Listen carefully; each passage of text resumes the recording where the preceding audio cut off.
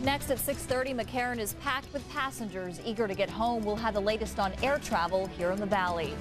Local servicemen and women answer the call to duty as President Bush activates U.S. troops. And 2 Valley Red Cross volunteers get ready to go back east and help where they are needed the most. Eyewitness News live at 6:30 starts now.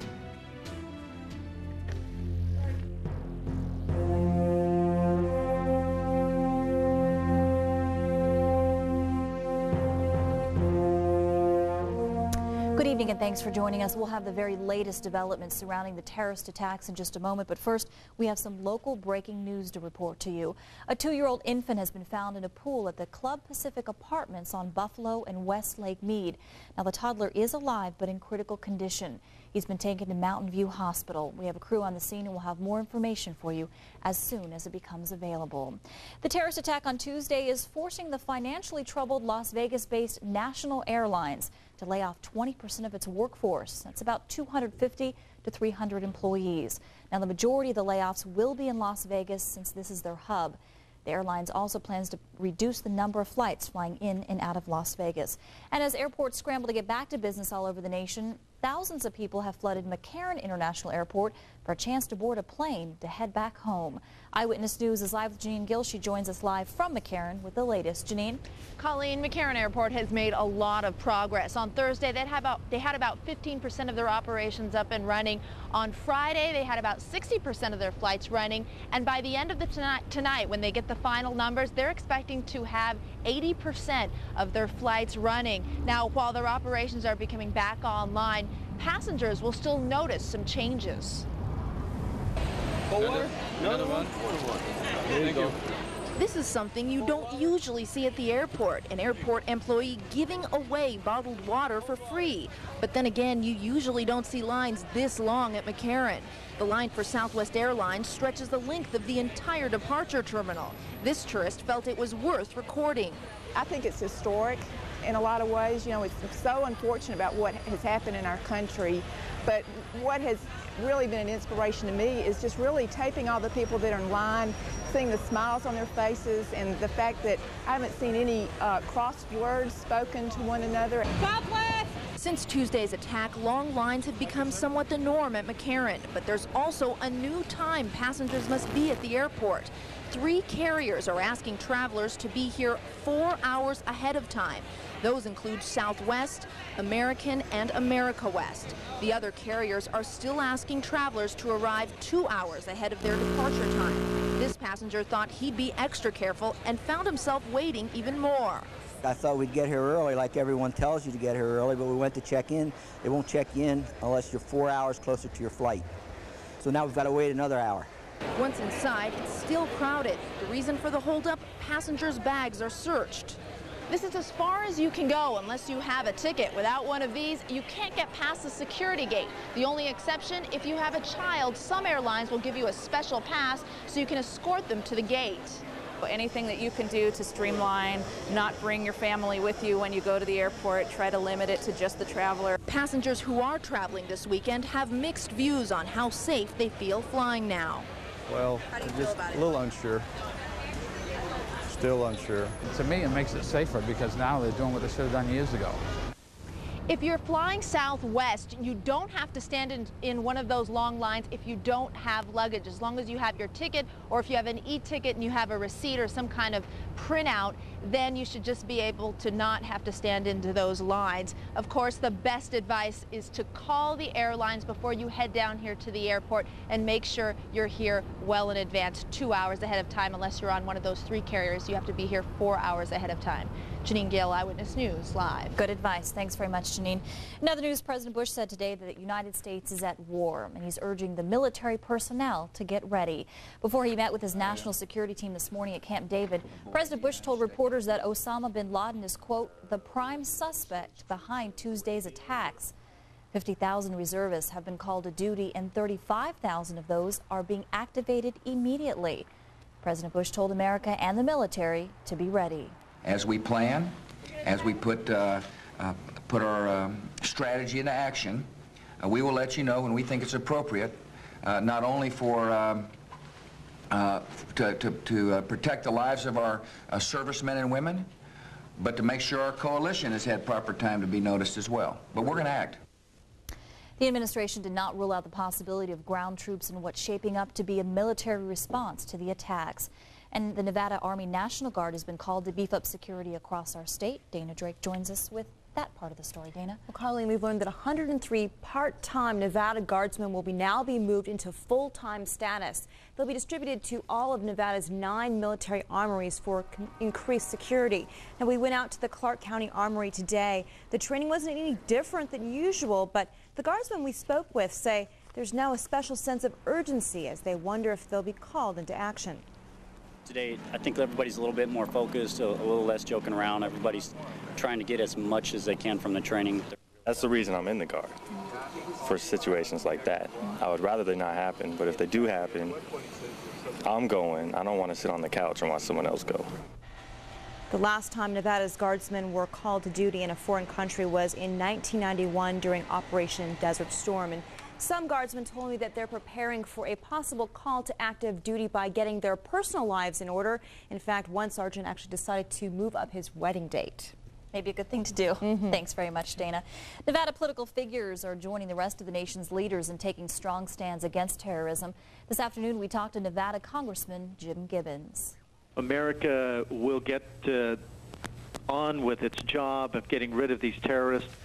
This is also going to be a long, painful, drawn-out experience. But if we don't go through this today, tomorrow will be worse. So let me give the American people hope and optimism that their country is out there working hard, fighting hard, and we are going to win this battle over the evil that has attacked America. Congressman Gibbons also said that Nevada may feel some impact from the crisis, but hopefully it will be short-term. Another local politician is also on standby for a grisly mission. State Senator Ray Rawson may help identify the remains of those killed in Tuesday's attacks. Now, it's not a new task for Rawson, who was involved in identifying victims of the MGM hotel fire in 1980. After that, he helped form a Nevada-based forensic identification team that has been summoned to various other national tragedies, including the jetliner crash several years ago in Iowa. The American Red Cross is known for helping in times of need like this one, and 2 local volunteers are being called upon to help those in New York and Washington, D.C. Eyewitness News is live with Yetta Gibson, and she joins us more with that part of the story. Yetta? Colleen, 2 women will be the 2nd and 3rd local volunteers from the Red Cross that will be sent to New York and Washington to help out.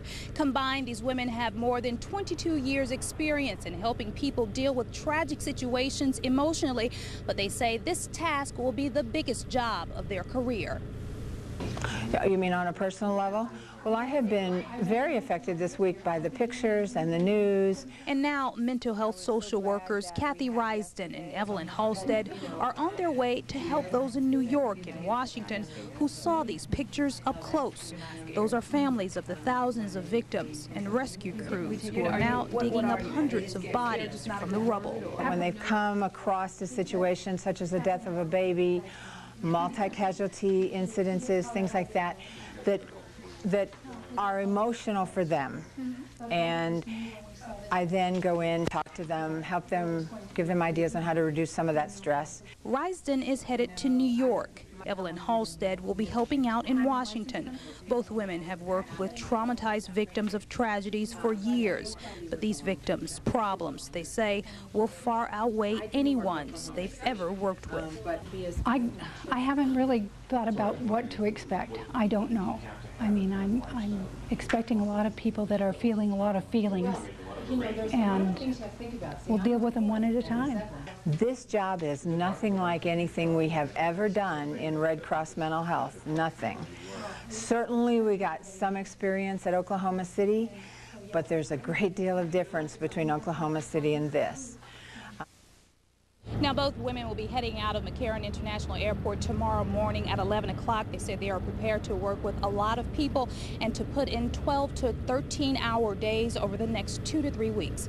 Yetta Gibson, Eyewitness News, live. Definitely, they have their work cut out for them. Sure do. Thanks, Yetta. Sure. Channel 8 has teamed up with the Red Cross to raise money for victims of the attack, and you, our viewers here in Southern Nevada, continue to make amazing contributions. Mark Pfister joins us now from our phone bank, and The phones are ringing, isn't that right, Mark? The phones are not ringing right now, but now that we're on the air, we're going to give you the phone numbers. They will pick up 792-0858, 792-0858, 735-3291, 735-3291. Channel 8 and its Community Pride sponsors have teamed up with the American Red Cross, the Southern Nevada chapter, to help contribute to the relief fund that's going on in the eastern half of the United States.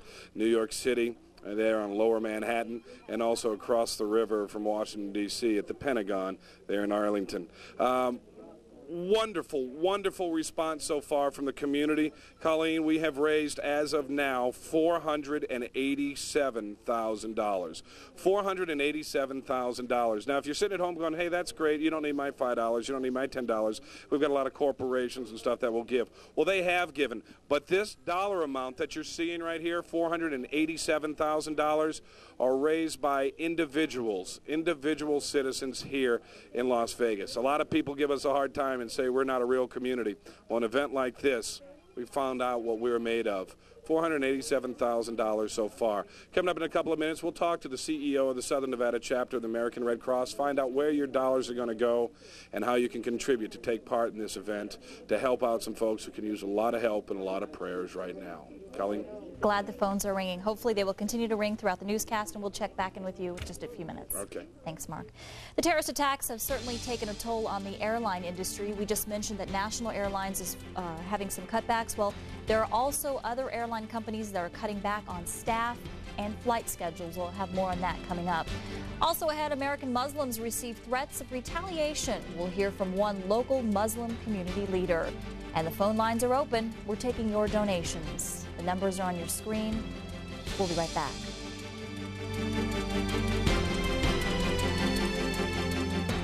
You're watching Channel 8 Eyewitness News with Colleen May, Mark Pfister's weather forecast, and sports with Chris Maathuis.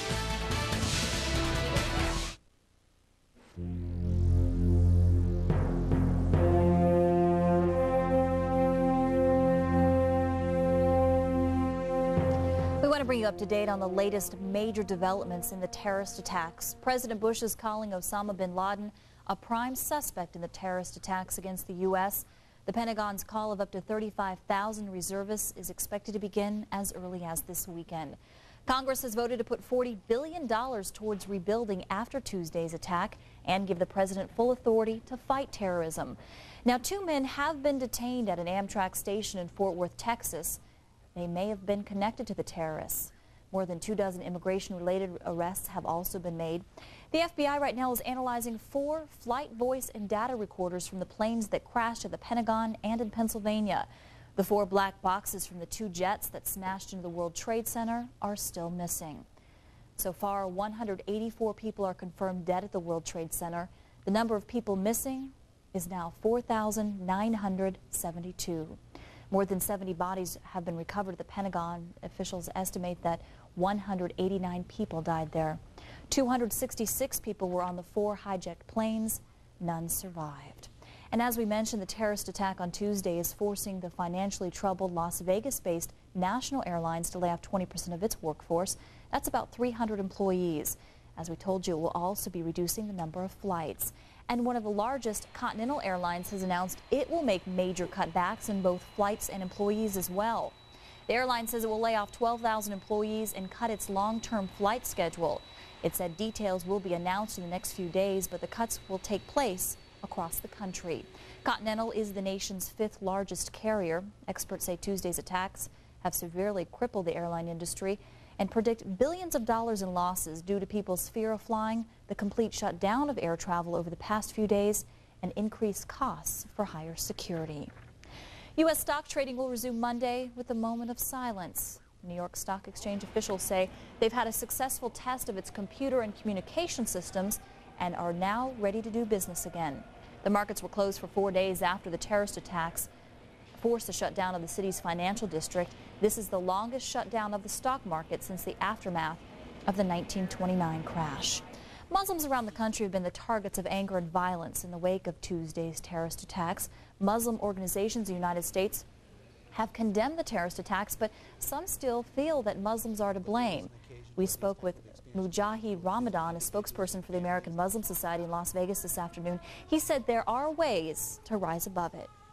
To do a good deed to someone who you may not really have a great deal of affection or appreciation for, because doing the good deed then, that's the highest form of love. Loving when I really don't have an appetite to love, or I don't like this person. This is, I think we call it in the Christian faith, agape love. It is the love of those who you may not like.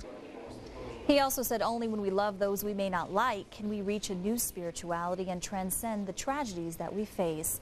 Meanwhile, another organization, the Commission on Civil Rights, is encouraging Muslims and Arabs who've become the victims of harassment to report it. You can call the hotline on your screen, 1-800-552-6843. Well, it may be that the Las Vegas summer heat is behind us. Some cooler temperatures today as we look at the American flag flying at half-mast, and will continue to do so for the next few days. We may see some cooler temperatures for the week. Mark Pfister will have a look at the weather in your neighborhood coming up.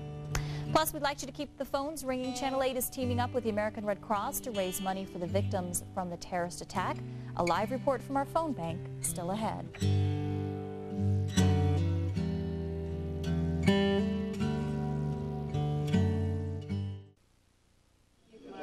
Good evening, everybody, and welcome back to Eyewitness News Live at 6:30. I'm Mark Pfister. We're in our phone banks that we set up Thursday afternoon at 4 o'clock to help raise money with the Southern Nevada Red Cross, which will all go to relief efforts in New York City and also Washington, D.C. We'll talk with the CEO of the American Red Cross to find out where your donations are going to go and how every dollar can make a difference. And we'll do that in just a second. But first, we've got to get this out of the way. Temperatures around the valley at this hour, anywhere about 89 to about 100 degrees. 86 at Red Rock, 97 at the lake, and 97 at Laughlin. Here's the forecast for the next couple of days. After overnight low tonight, clear skies, 73. Look for a high tomorrow, breezy high, 94, breezy, and 93 on Monday. Then we're looking at mostly sunny skies, 93, 94, 92 degrees over the next few days. The number is 792-0858, 792-0858 or 735-3291, 735-3291, or you can donate on our website at KLAS-TV.com. We can take your credit card that way. If you can't do it that way, you can stop by any one of the Nevada State banks and they'll help out. Kathy Tisdale, friend of mine, CEO of the American Red Cross, joins us. You're new to Las Vegas. Yeah. What do you think of our community? You know, when I moved here a year and a half ago, people told me that folks here weren't friendly, they didn't volunteer their time, they didn't give money, and they didn't get involved. But in the year and a half I've been here, that couldn't be farther from the truth. This is the most generous, compassionate, caring community that I've lived in, and the last 4 days have just proved it. We've had people come in with their paychecks, with tax refunds. Even somebody came in with his unemployment check. Where does the money go in a situation like this, and does it need to be $50? Can it be $1? You know what? When you look at the amount of money that's been raised so far with this telethon, what that tells you is that everybody's dollar, everybody's $5, everybody's $10 ends up being $490,000, which is what we're at right now. The way the money is used is in two ways. One, it pays for the relief operation. We've got probably 1,500 to 2,000 people in Washington, D.C. and in New York, so it covers the cost of the operation, but primarily what it will do is provide assistance to the families of the victims, the families still waiting word of family members who haven't yet been identified, as well as all of the survivors who are going to have needs as well. Kathy, thanks a lot for being with us. As you can see, every little dollar can help in a situation like this, and if you've been asking yourself since Tuesday morning about 9 o'clock our time, what can I do to help? You can pick up the phone, punch 7 numbers, either 792-0858 or 735-3291, 735-3291. Total as we speak, $492,000 and growing. From all of us here at Channel 8 and all of us at the Red Cross, thank you so much. And if you haven't had a chance to give us a call, please do. Okay, thanks very much, Mark. We're joined by Chris Maathuis with a look at sports, and this is even affecting the world of sports. Boy, it sure is. I'll tell you what, following this week's hideous act of terrorism, the way sports fans are now traveling to games will forever be changed. Stadium security is now a top priority. That's next right here on Channel 8. This portion of Eyewitness News is brought to you by General Motors.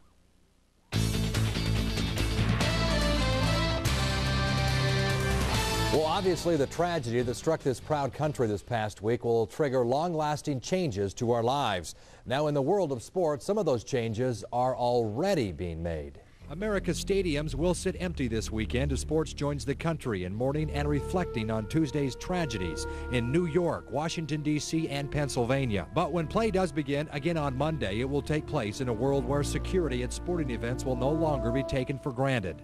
A new reality which played part in the sports world's decision to take the weekend off. At some point, we know that we're going to have to go on, and those questions will be there next week, but we're all planning on getting back to normal as best we can. But we thought the appropriate thing to do this week was to stop and be sensitive to the situation. You're always worried a little bit about things, and probably a little more now than you were in the past.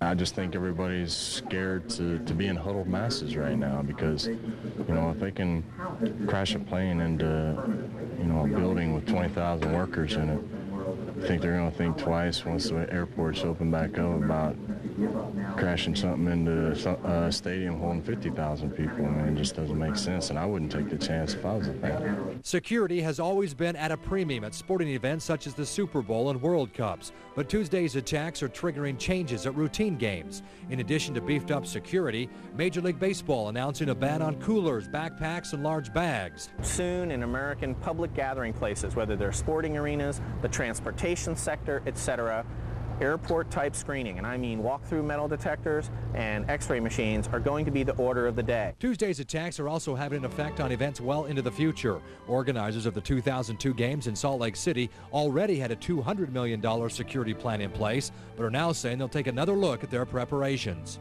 Of course, the events of Tuesday call upon people planning public safety throughout the world to reevaluate and adjust planning. That's the type of analysis we need to do across the board, not just against the last threat that hurt us. Security measures that no doubt will be considerably stronger as America struggles with both the events of this past week and the question of whether it will ever be totally secure.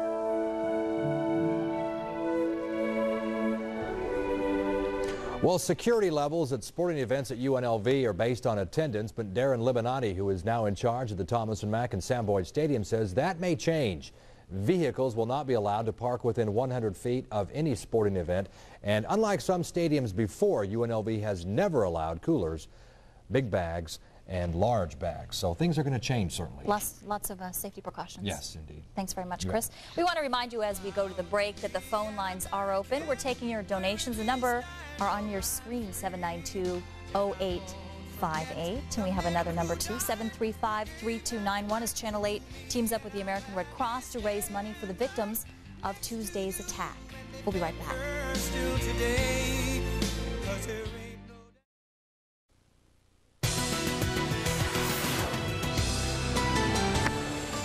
Coming up tonight at 11, more suspects are arrested as the nation prepares for military conflict in the wake of Tuesday's terrorist attacks. We'll have the very latest. And how strongly do Americans support striking back against terrorism? We'll have the results of a new CBS poll. And people are showing their patriotism by flying the American flag, but are you doing it correctly? We'll take a look tonight at the right way to fly Old Glory. And that's it for us tonight. Don't forget our phone lines are still open. We'll see you back here tonight at 11 o'clock. Have a nice Saturday night. Bye-bye.